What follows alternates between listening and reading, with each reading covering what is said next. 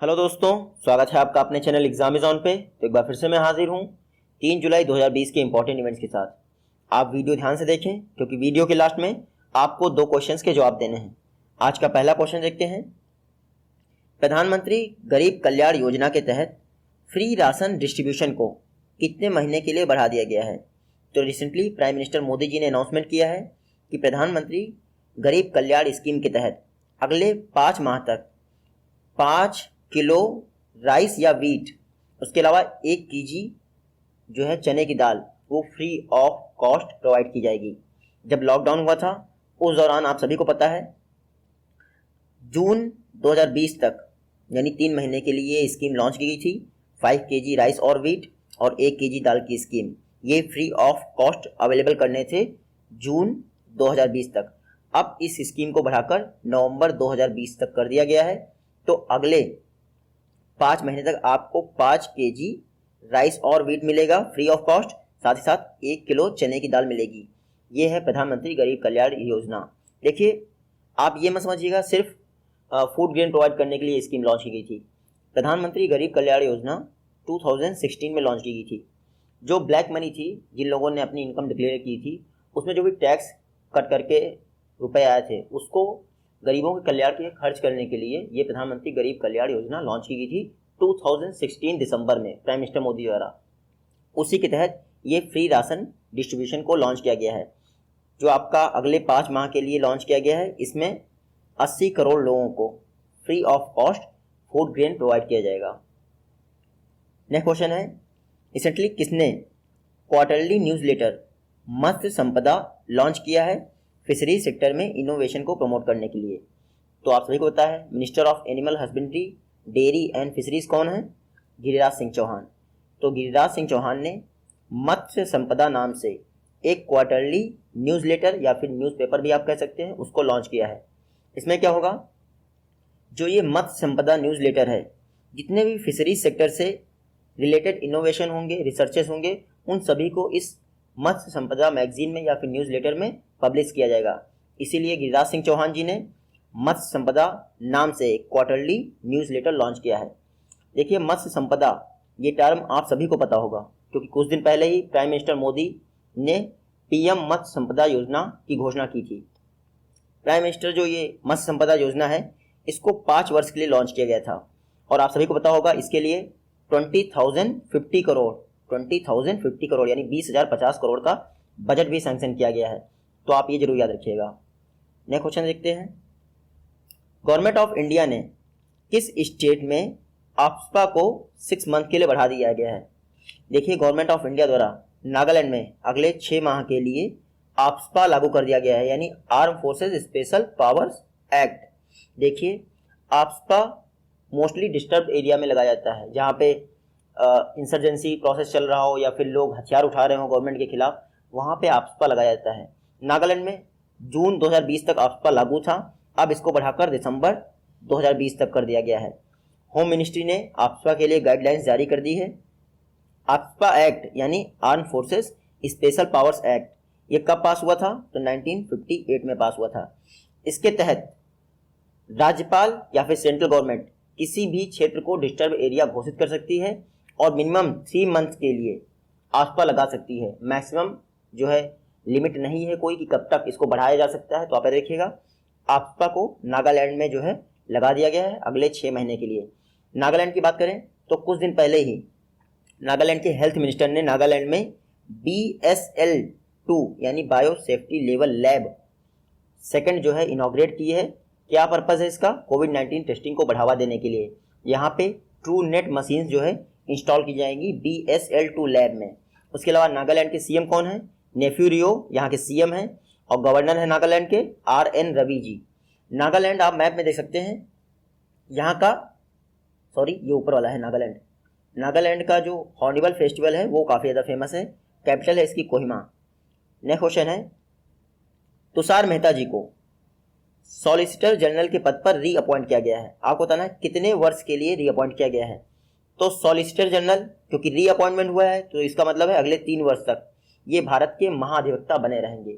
देखिए, solicitor general government of India द्वारा appoint किया जाता है। इसका टेन्योर मोस्टली 3 ईयर्स होता है, लेकिन संविधान में कहीं इसका जिक्र नहीं है।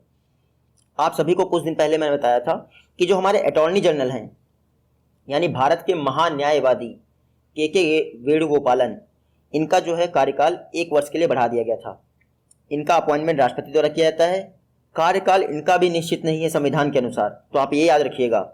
हालांकि जो हमारे महाधिवक्ता हैं इनका संविधान में जिक्र नहीं है, लेकिन जो हमारे अटॉर्नी जनरल हैं इनका 76 जो आर्टिकल है इंडियन कॉन्स्टिट्यूशन का, उसमें बाकायदा बेहतरीन ढंग से जिक्र किया गया है, 76 आर्टिकल ऑफ इंडियन कॉन्स्टिट्यूशन। तो आप याद रखिएगा, अटॉर्नी जनरल का कार्यकाल 1 वर्ष के लिए, और जो हमारे महाधिवक्ता हैं यानी कि तुषार मेहता जी, इनको 3 वर्ष के लिए रीअपॉइंट किया गया है। नेक्स्ट क्वेश्चन देखते हैं। IOC इंडियन ऑयल कॉरपोरेशन के नए चेयरपर्सन कौन अपॉइंट हुए हैं? तो कुछ दिन पहले ही श्रीकांत माधव वैद्य जी को, ये हैं श्रीकांत माधव वैद्य जी को इंडियन ऑयल कॉरपोरेशन का नया चेयरमैन बनाया गया है। इन्होंने किसकी जगह ली है? तो संजीव सिंह जी की जगह ली है इन्होंने। आप याद रखिएगा, जो श्रीकांत माधव वैद्य जी हैं इससे पहले इंडियन ऑयल कॉरपोरेशन में डायरेक्टर के तौर पे अपॉइंटेड थे। IOC की बात करें तो आप याद रखिएगा, इंडियन ऑयल कॉरपोरेशन ने ही इंडिया का first BS6 grade fuel launch किया था। और कहाँ लॉन्च किया था? तो दिल्ली में लॉन्च किया था। इंडियन ऑयल कॉरपोरेशन की स्थापना हुई थी 1959 में। हेडक्वार्टर इसका न्यू दिल्ली में है। और चेयरमैन आप कौन बन गए हैं? तो श्रीकांत माधव वैद्य जी इसके चेयरमैन हैं। नेक्स्ट क्वेश्चन है, RBI के अनुसार मार्च 2020 तक इंडिया का टोटल एक्सटर्नल डेट कितना है? तो RBI ने रिसेंटली कहा है कि इंडिया का टोटल विदेशी ऋण 558.50 बिलियन डॉलर है। आप याद रखिएगा, जो कि लास्ट टाइम से 15.4 बिलियन डॉलर अधिक है। आप इतना याद रखिएगा। देखिए, जो RBI ने रिपोर्ट जारी की है इसमें बताया गया है कि टोटल ये जो ऋण है आपका 558.50 बिलियन डॉलर, इसमें सॉवरेन डेट यानी गवर्नमेंट ऑफ इंडिया द्वारा लिया गया डेट मात्र 100.6 बिलियन डॉलर है, यानी कि लगभग 19 से 20% के आसपास सॉवरेन डेट है। मैक्सिमम पार्ट जो आपका एक्सटर्नल डेट है वो कौन ग्रहण करता है? तो कॉमर्शियल बारोइंग यानी प्राइवेट कंपनीज द्वारा मैक्सिमम डेट लिया गया है एक्सटर्नल के रूप में। 39.4% एक्सटर्नल डेट कॉमर्शियल बारोइंग के रूप में लिया गया है। इंडिया का जो एक्सटर्नल डेट है उसका लार्जेस्ट पार्ट डॉलर की फॉर्म में लिया जाता है। सेकेंड लार्जेस्ट पार्ट होता है INR इंडियन रुपीज़, और थर्ड लार्जेस्ट पार्ट येन, जो कि जापान की मुद्रा है येन, उसकी फॉर्म ले आता है। ये देख सकते हैं आप, यहाँ पे सितंबर 2019 तक का डाटा अवेलेबल है इस फिगर में।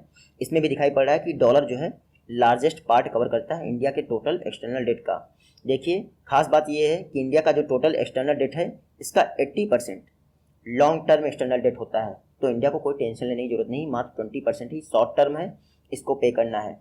तो इंडिया का टोटल एक्सटर्नल डेट मार्च 2020 तक 558.50 बिलियन डॉलर है। आप देखिएगा, RBI ने रिपोर्ट जारी की है। नेक्स्ट क्वेश्चन है, इंडिया का फर्स्ट मैरीटाइम क्लस्टर ये किस स्टेट में स्थापित होने जा रहा है? तो रिसेंटली गोवा गवर्नमेंट ने अनाउंस किया है कि वो इंडिया का फर्स्ट मैरीटाइम क्लस्टर जोन स्थापित करेगी। कहाँ पे? पणजी में। देखिए, कोंकण मैरीटाइम क्लस्टर जोन के लिए गोवा गवर्नमेंट ने 14,380 स्क्वायर मीटर लैंड प्रोवाइड की है। किसको? वर्ना इंडस्ट्रियल ई स्टेट कंपनी को। अब ये वर्ना इंडस्ट्रियल ई स्टेट कंपनी इस कोंकण मैरीटाइम क्लस्टर जोन को डेवलप करेगी, जो कि इंडिया का फर्स्ट मैरीटाइम क्लस्टर जोन है। जो ये कोंकण मैरीटाइम क्लस्टर जोन है इसमें 49 फिशरीज सेक्टर की MSMEs पार्टिसिपेट करेंगी। आप इतना देखिएगा। गोवा की बात करें तो कैपिटल आप देख सकते हैं पणजी है। इसके अलावा यहाँ के CM हैं प्रमोद सावंत जी, गवर्नर हैं सत्यपाल मलिक जी, और गोवा में ही आपका इंडिया का first maritime cluster zone develop हो रहा है। लेकिन खास बात यह है कि जो मैरीटाइम क्लस्टर जोन है इसका 10% जो खर्चा आएगा वो गोवा गवर्नमेंट बेयर करेगी, बाकी 90% मिनिस्ट्री ऑफ शिपिंग और मिनिस्ट्री ऑफ MSME यानी केंद्र सरकार द्वारा बेयर किया जाएगा। तो आप इतना देखिएगा। गोवा की एक रिवर बहुत फेमस है, मांडवी रिवर, इसको गोवा की लाइफलाइन कहते हैं। नेक्स्ट क्वेश्चन है, जून 2020 तक ECLGS स्कीम यानी emergency credit line guarantee scheme के तहत पब्लिक सेक्टर बैंक्स ने कितना लोन डिस्ट्रीब्यूट किया है? तो रिसेंटली फिनांस मिनिस्ट्री ने डाटा जारी किया है कि जो ECLGS स्कीम है उसके तहत पब्लिक सेक्टर बैंक ने 1 लाख करोड़ का लोन डिस्ट्रीब्यूट किया है जून 2020 तक। तो आप ये डाटा जरूर याद रखिएगा। जो ECLGS स्कीम थी उस सभी के लिए याद होगा आपको, 3 लाख तक का कोलेट्रल फ्री लोन प्रोवाइड करना है MSME सेक्टर को, ECLGS स्कीम के तहत। लेकिन इसके कुछ क्राइटेरिया दिए गए हैं, वो आप याद रख लीजिएगा। MSME, उसी MSME को लोन दिया जाएगा जिसका मैक्सिमम आउटस्टैंडिंग 25 करोड़ हो, यानी कि पहले से जो बकाया लोन है उस पर 25 करोड़ हो, और टोटल आउटस्टैंडिंग का उसको 20% ही लोन दिया जाएगा। यानी अगर 25 करोड़ है तो 5% तक का मैक्सिमम लोन दिया जाएगा। तो आप ये दो फैक्ट याद रखिएगा। कुछ लोग कह रहे हैं कि इस आउटस्टैंडिंग वाले क्राइटेरिया को बढ़ाकर आप 100 करोड़ कर दीजिए, क्योंकि बहुत लोगों पे 100 करोड़ का लोन है। लेकिन अब देखते हैं गवर्नमेंट ऑफ इंडिया क्या डिसीजन लेती है। तो ECLGS स्कीम के तहत पब्लिक सेक्टर बैंक ने जून 2020 तक टोटल 1 लाख करोड़ का लोन प्रोवाइड किया है, और 3 लाख करोड़ का कोलेटरल फ्री लोन प्रोवाइड करना है ECLGS स्कीम के तहत। देखिए, अगर आपसे एग्जाम में ये पूछा जाए कि ECLGS स्कीम के तहत मैक्सिमम लोन कौन सी बैंक ने प्रोवाइड किया है, तो SBI ने मैक्सिमम लोन डिस्ट्रीब्यूट किया है। सेकंड नंबर पे बैंक ऑफ बड़ौदा है।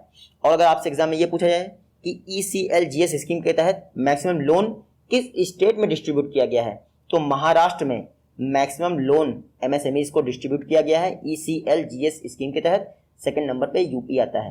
तो ये सारे फैक्ट कवर हो गए। नेक्स्ट क्वेश्चन देखते हैं।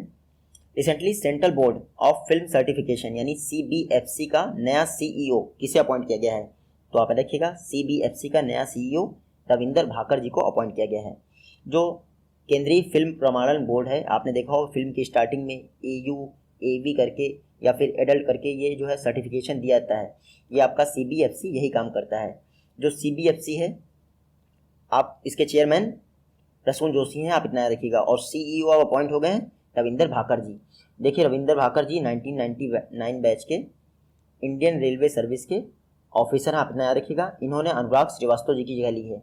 CBFC की बात करें तो 1951 में इसकी स्थापना हो गई थी। बाद में 1952 में सिनेमेटोग्राफी एक्ट पास हुआ था, उसके तहत इसको स्टैट्यूटरी पावर दी गई थी। चेयरपर्सन मैंने आपको बता दिया प्रसून जोशी हैं, और इसका हेडक्वार्टर न्यू दिल्ली में है। नेक्स्ट क्वेश्चन है, किस गवर्नमेंट एजेंसी ने रिसर्च को बढ़ावा देने के लिए एक्सीलरेट विज्ञान स्कीम लॉन्च की है? रिसेंटली SERB यानी science and engineering research board, इन्होंने एक्सीलरेट विज्ञान स्कीम लॉन्च की है। पर्पस क्या है? रिसर्च सेक्टर को साइंस में बढ़ावा दिया है। देखिए, जो भी PhD होल्डर होंगे या MTech होल्डर होंगे, उनको इंटर्नशिप प्रोवाइड की जाएगी ताकि साइंस की फील्ड में वो अपना रिसर्च जारी रख सकें। कुछ दिन पहले मैंने आपको बताया था अभ्यास प्रोग्राम लॉन्च किया गया था department of science and technology द्वारा। उसका भी उद्देश्य यही था कि इंटर्नशिप को बढ़ावा दिया जाए साइंस सेक्टर में। अब इस अभ्यास प्रोग्राम को एक्सीलरेट विज्ञान स्कीम के कंपोनेंट के तौर पे ऐड कर दिया जाएगा, और विंटर जो सेशन होगा उसमें अभ्यास प्रोग्राम के तहत इंटर्नशिप के लिए लोगों को रजिस्ट्रेशन करना होगा। तो आप याद रखिएगा, एक्सीलरेट विज्ञान प्रोग्राम SERB की पहल है, यानी कि science and engineering research board. ये जो SERB है, इसको SERB एक्ट 2008 के द्वारा 2009 में स्थापित किया गया था। 2009 में, आप याद रखिएगा, मैंने काफ़ी उल्टा लिखा है। और ये जो है आपका SERB, ये department of science and technology के अंतर्गत कार्य करता है, आप इतना याद रखिएगा। और इसने एक्सीलरेट विज्ञान स्कीम लॉन्च की है। नेक्स्ट क्वेश्चन है, Parminder Chopra ji director of finance appoint हुई हैं किस गवर्नमेंट एंटिटी में? तो रिसेंटली परमिंदर चोपड़ा जी को PFC पावर फिनांस कॉर्पोरेशन में डायरेक्टर ऑफ फिनांस अपॉइंट किया गया है। काफ़ी समय से ये पावर फिनांस कॉर्पोरेशन में परमिंदर चोपड़ा जी एग्जीक्यूटिव डायरेक्टर के तौर पे कार्य कर रही थी फिनांस के लिए। तो अब ये परमानेंटली डायरेक्टर हो गई हैं फिनांस की। इन्होंने NB गुप्ता जी की जगह ली है। किसकी? NB गुप्ता जी की। बात करते हैं पावर फिनांस कॉर्पोरेशन की। देखिए, जो हमारा पावर सेक्टर होता है उसको फिनेंशियल असिस्टेंट प्रोवाइड करने के लिए पावर फिनांस कॉर्पोरेशन की स्थापना 1986 में की गई थी। ये एक नॉन बैंकिंग फाइनेंशियल कंपनी है। इसके चेयरमैन एंड मैनेजिंग डायरेक्टर का नाम आप याद रखिएगा, रविंद्र सिंह ढिल्लो। और इसका हेडक्वार्टर कहाँ है? न्यू दिल्ली में इसका हेडक्वार्टर है।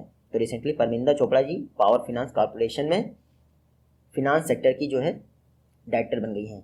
नेक्स्ट क्वेश्चन है, IIMC Indian institute of mass communication के नए डायरेक्टर जनरल कौन बने हैं? तो Indian institute of mass communication के नए डायरेक्टर जनरल बन गए हैं संजय द्विवेदी जी।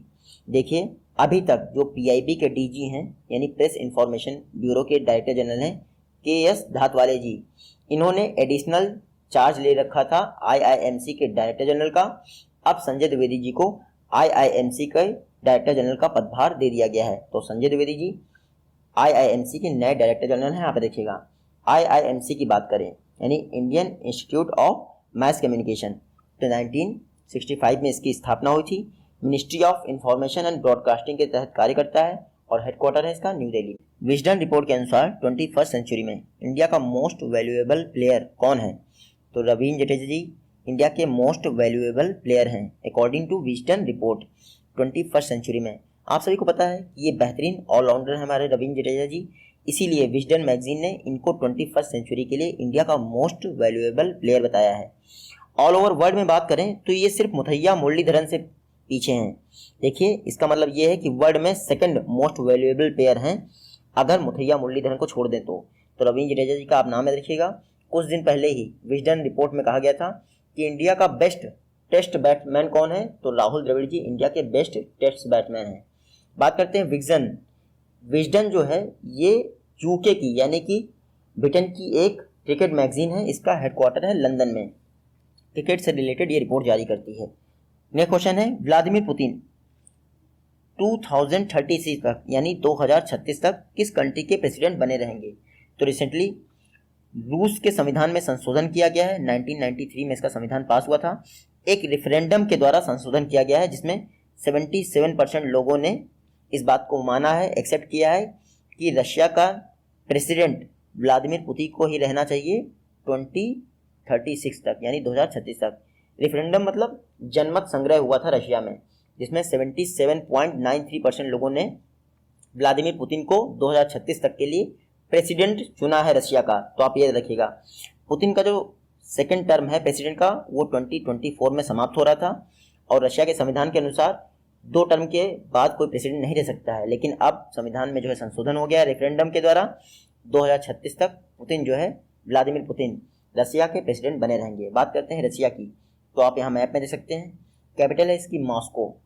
इसकी करेंसी का नाम क्या है? तो रूबल इसकी करेंसी है। जो रशिया का लोअर हाउस है उसको कहते हैं ड्यूमा। कई जगह एग्जाम में आपने देखा होगा संसद पूछ लेते हैं तो ड्यूमा ही दिया होता है ऑप्शन में, आप देख लीजिएगा। कॉर्निश कॉरपोरेशन न्यूयॉर्क बेस्ड एक संस्था है, इसने 2020 ग्रेट इमिग्रेंट्स की लिस्ट जारी की है। आपको बताना है कितने इंडियंस को इस 2020 ग्रेट इमिग्रेंट लिस्ट में शामिल किया गया है। तो इंडिया से 2 प्रवासी ऐसे हैं जिनको इस लिस्ट में शामिल किया गया है। रिसेंटली कॉर्निश कॉरपोरेशन ने 2020 ग्रेट इमिग्रेंट लिस्ट शामिल की। टोटल 38 इमिग्रेंट्स को बेहतरीन काम के लिए सिलेक्ट किया गया है। इनको जो है यूएस इंडिपेंडेंस डे पे सम्मानित किया जाएगा। इन 38 इमिग्रेंट्स में जो 2 हैं वो इंडिया से हैं। ये 2 लोग इंडिया से हैं। पहले हैं हमारे डॉक्टर सिद्धार्थ मुखर्जी, इन्होंने कोरोना वायरस के दौरान बहुत बेहतरीन काम किया। और ये दूसरे हैं प्रोफेसर राज चेट्टी, आप इनका नाम याद रखिएगा। कोरोना वायरस के दौरान फिनेंशियल डिसबैलेंस ना होने पाए इस पर इन्होंने एनालिसिस किया। तो सिद्धार्थ मुखर्जी और राज चेट्टी 2020 ग्रेट इमिग्रेंट लिस्ट में शामिल 2 इंडियंस हैं, आप याद रखिएगा। नेक्स्ट क्वेश्चन है इंडिया ने किस कंट्री के साथ पास एक्स नाम की नेवल एक्सरसाइज कंडक्ट की? तो रिसेंटली इंडिया ने जापान के साथ पास एक्स यानी पासिंग एक्सरसाइज, ये एक नोवेल एक्सरसाइज है, इसको कंडक्ट किया है। कहाँ पे?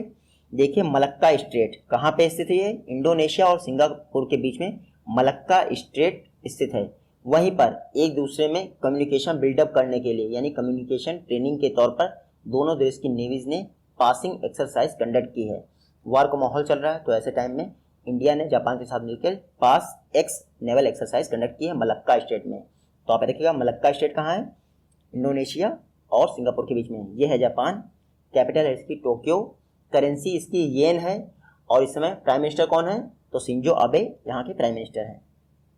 नेक्स्ट क्वेश्चन है किसको सम्मानित करने के लिए गवर्नमेंट ऑफ इंडिया ने कमोमेरेटिव स्टाम्प जारी करने की घोषणा की है? तो रिसेंटली हमारे former prime minister PV Narasimha Rao ji को सम्मानित करने के लिए गवर्नमेंट ऑफ इंडिया ने कमोमेरेटिव स्टाम्प जारी करने की घोषणा की है। क्यों स्टाम्प जारी किया जाता है? क्योंकि 28 जून को इनका 100वां जन्मदिवस था, यानी 100 बर्थ एनिवर्सरी थी हमारे पीवी नरसिम्हा राव जी की। इसी याद में गवर्नमेंट ऑफ इंडिया ने डिसाइड किया है कि वो स्टाम्प जारी करेगी। आप सोच सकते हैं कि इनका 100वां जन्मदिवस था और कांग्रेस ने कोई सेलिब्रेशन नहीं किया। कांग्रेस का यही सबसे बड़ा माइनस पॉइंट है कि अगर आप नेहरू गांधी फैमिली से बिलोंग नहीं करते हैं तो आपकी कोई हैसियत नहीं है, चाहे आप प्राइम मिनिस्टर हो जाएं।